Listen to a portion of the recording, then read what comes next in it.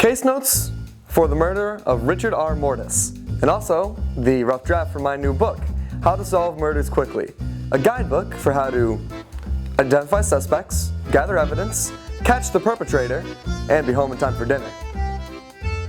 Mr. Muller lived here with just his wife. Didn't bother anyone, never had much visits, just a total shut-in. Definitely didn't deserve the blunt force trauma to the side of the head here. According to forensics, it was done with a heavy metal object, and we found a wrench underneath the couch, most likely a poor attempt at hiding evidence, and on the side of it was labeled Muller Plumbing Company. I've already narrowed it down to 3 suspects. First up, Robert Muller. He's the proprietor of Muller Plumbing, the same name found on the monkey wrench.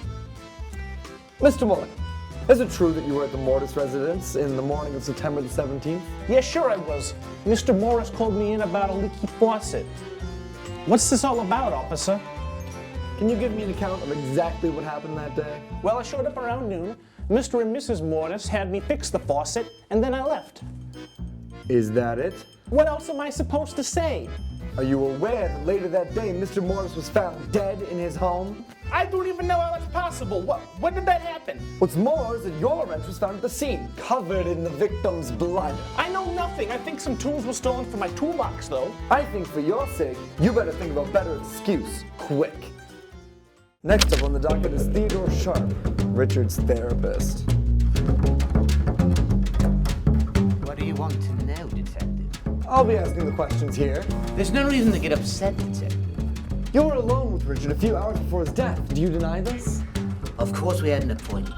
He was one of my clients, after all. So you were the last person to see Richard alive. I suppose so. So you admit to being present at the scene of the murder right before the crime happened. I assure you, he was alive when I left. I don't quite know what you expect to find, Detective. Look here, this is my investigation. All I can tell you, Detective, is we showed up around noon. We had our appointment. And then I left.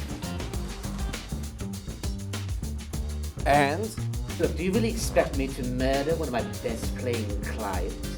He was paying me overtime, just for extra hours, extra appointments. Something about marriage counseling? They were going at it about some dreadful heirloom. I was tired of listening to it. Oh, I've had enough of this clown. Get him out of here. Our final suspect on the docket is the victim's son. So, Mikey. My name's Mike, not Mikey. Yeah, okay, Mike. I'm sure that you're aware. Yeah, I know my dad's dead, killed, cold blood. And can you tell me where you were when that happened? Nowhere around here, only rolled in last night. Wouldn't have come back if I didn't have to keep hounding my dad to pay up. Pay up.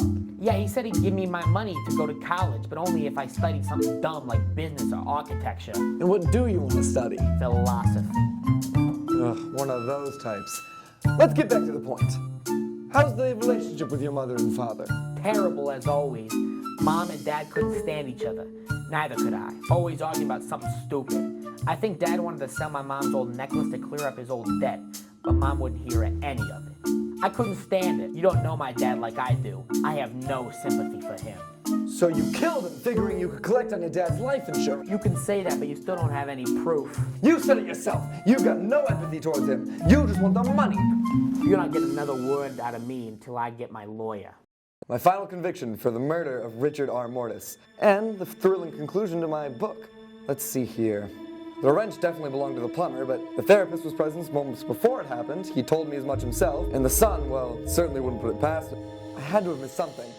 A clue overlooked, or an alibi that doesn't quite line up. Oh God, what have I missed? Unless, yeah, it would all make sense. It's perfect, but that means it would have to be. She did it. The wife. She did it with the wrench she stole from the plumber. She did it right after the therapist left to frame him. She killed her husband, who she hated so much, because he wanted to pawn off her prized necklace. I've done it. I solved the case. And look at that. It's not even dinner time. Now, just to get out of this sticky Straight.